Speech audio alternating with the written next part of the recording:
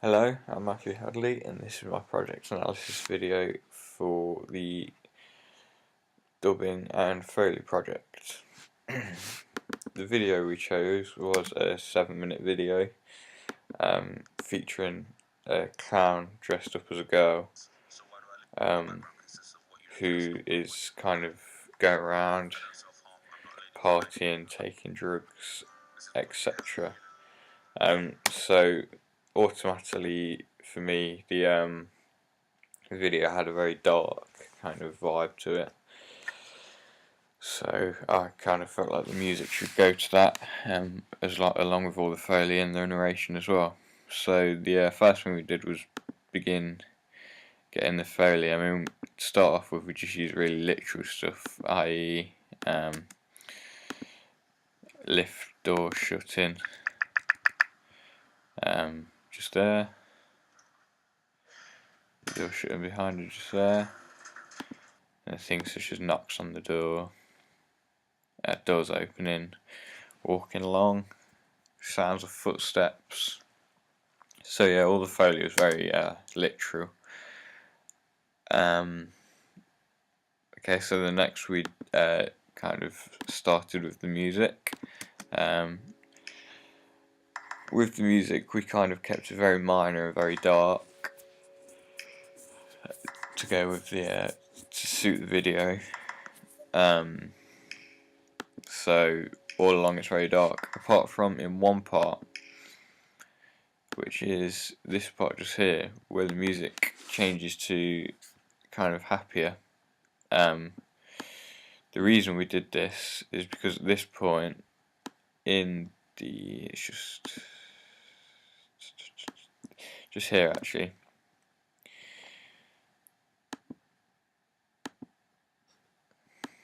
the music gets a bit more upbeat at this point.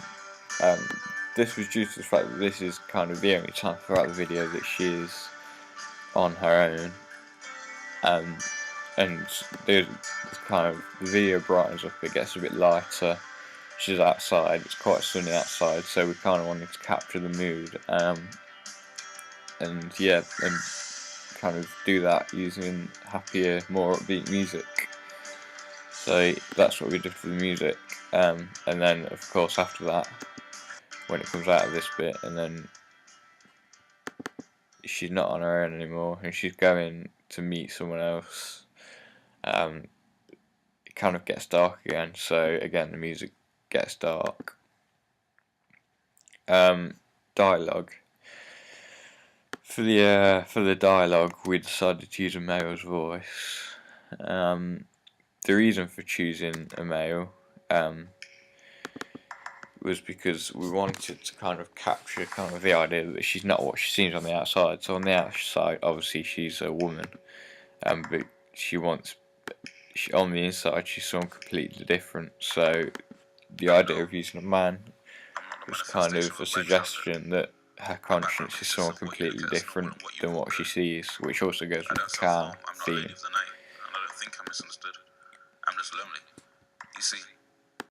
Just to add on a technical point, all sounds and music and dialogue used in this video are completely original and or royalty free. Therefore this would reduce kind of expenses for if it was released, for paying any royalties, etc. One fault that did come up when listening back to the final project was on the dialogue we had to add a gate because there was a lot of noise. There must have been a fault with the recording.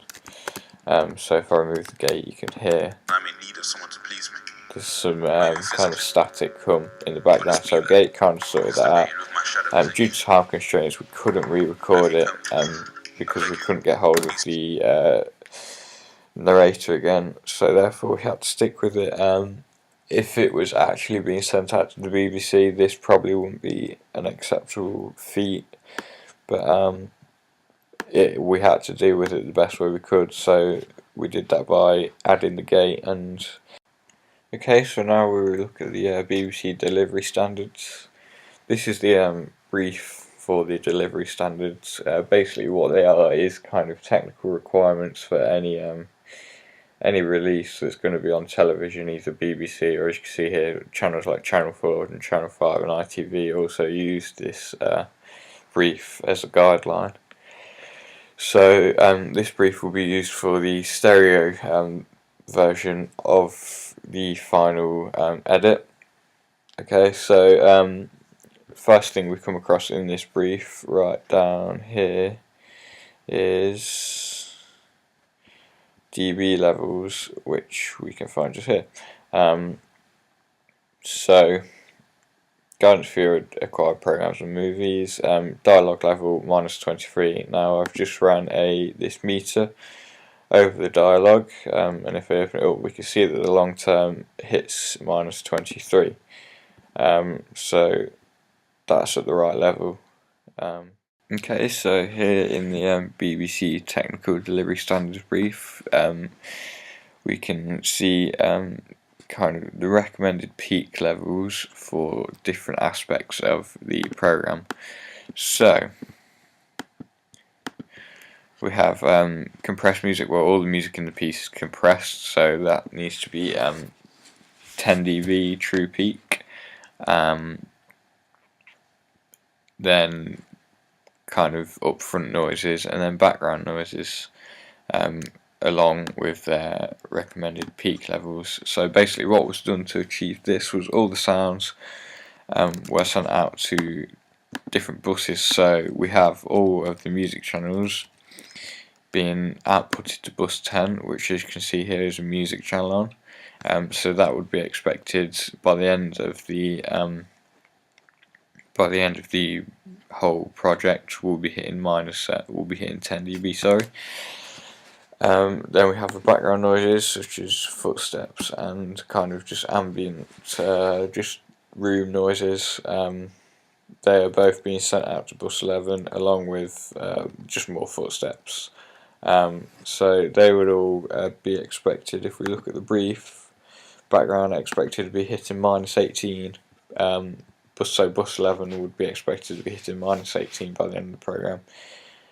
And then finally we have kind of heavy Foley noises, so knocking doors, balloons, and then the lift.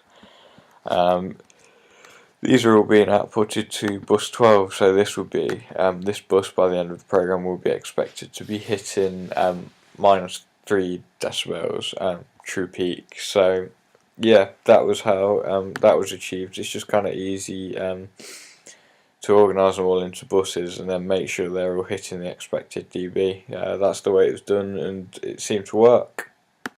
We can see here on the BBC standards brief that all of these standards are in line with the EBUR 128, the recommendation of loudness measurements. Now the EBU is the English Broadcast Union, European Broadcast Union. Basically the company that it's basically the company that as it says here, sets the rules of all these standards. I mean, it reads here, the European Broadcast Union Recommendation R218 of August 2011 has set the rules regarding loudness normalization, permitted maximum level of audio during broadcast. So therefore, all of the BBC technical standards come from the EBUR 128. Okay, so after the BBC Standards delivery mix had been delivered and had been completed, the next project was to convert this entire project into surround sound. This would be for cinema use, etc., anywhere over 5.1 system. So, yep, so it was converted to 5.1. 5.1 meaning 5 surround speakers and 1 subwoofer. The 5 surround speakers consisted of 2 front, 1 centre, 2 back, and then of course the subwoofer. As you can see here, all channels in the project have been converted to surround. What this means is, if you have a 5.1 interface and a 5.1 setup, you can literally play the project, and then you can place it where you want it in between the speakers, so you can send it kind of towards the back centre, back at the sides, or even like kind of distance away. So you could have it just like there, and it kind of still slightly come out of the front speakers, but mainly out the back.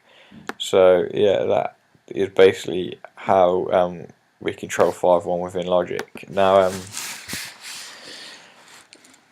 the most difficult part about this was collaborating the room, which involved using a pink noise generator. Basically, what we did, the pink noise was sent out from each speaker separately. So 1, 2, 3, 4, 5. Basically, each speaker measured the dB of the pink noise coming out of each speaker, and we needed to be hitting 80 dB.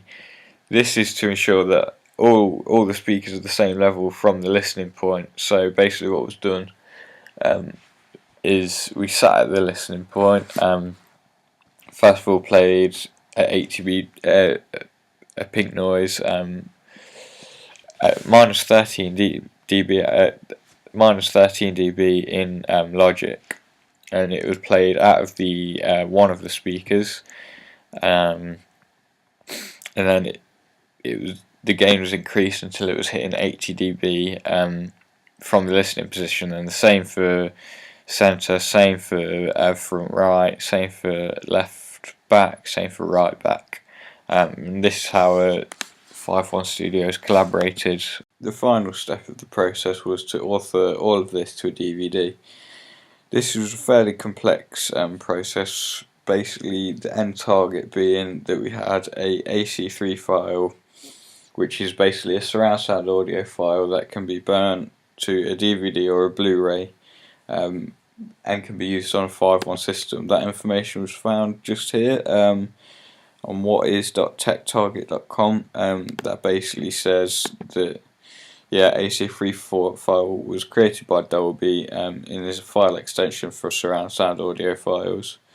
To reproduce a full surround on AC3 requires supported playback devices such as DVD players to a Dolby Digital supporting home theatre, i.e. a 5.1 system. So that would be required to listen to the final project on a DVD. So to conclude, I believe the project was a success. I think all the Foley sounds and the music and the narration, they all capture the feel of the video. I believe the actual project itself, in terms of putting it all together, was a success. I think it sounds professional, other than the one fault with the audio just here, but that was fixed with a gate. So yeah, I believe that part was a success. We also successfully managed to translate it to 5.1 and to BBC standards, so it's ready for release now in both cinema and for the BBC. So yeah, I believe all this together means quite a successful project with only a few faults, such as the fault in the audio and due to time constraints, really. If more time was to be had, then it could have been re-recorded, but unfortunately we didn't have that time.